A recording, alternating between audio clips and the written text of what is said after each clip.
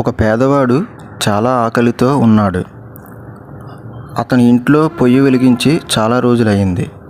అతను ఒక రొట్టెను అల్లాహ్ పేరుతో తింటుండగా ఈలోపు తలుపు శబ్దం వచ్చింది.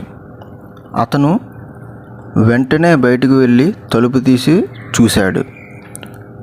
బయట ఒక ముసలాయన చాలా ఆకలితో ఉన్నాడు.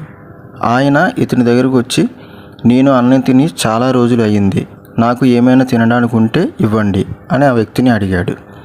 ఆ వ్యక్తి ఆ రొట్టె కాసి చూసి, అలాగే ఆ ముసలాయన కాసి కూడా చూశాడు. ఆ తర్వాత ఆ రొట్టెను అతనికి ఇస్తే నాకు తినడానికి ఏమీ ఉంటుందని ఆయన ఆలోచించాడు. అయినా ఆ రొట్టెను ఆ ముసలాయనకి ఇచ్చాడు. ఆ ముసలాయన అల్లాహ్కి దువా చేశాడు, ఇతనికి ఏమైనా ప్రసాదించండి అని.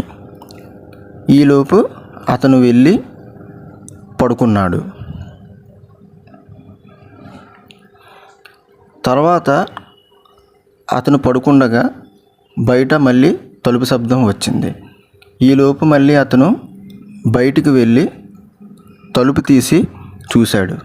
అప్పుడు ఒక వ్యక్తి వచ్చి, మీ నాన్నగారు నా దగ్గర నేను చాలా అప్పు చేశాను, ఇదిగోండి మీకు ఈ నాణేలు మీకు ఇస్తున్నాడు అని ఆ వ్యక్తికి ఆయన ఇచ్చాడు.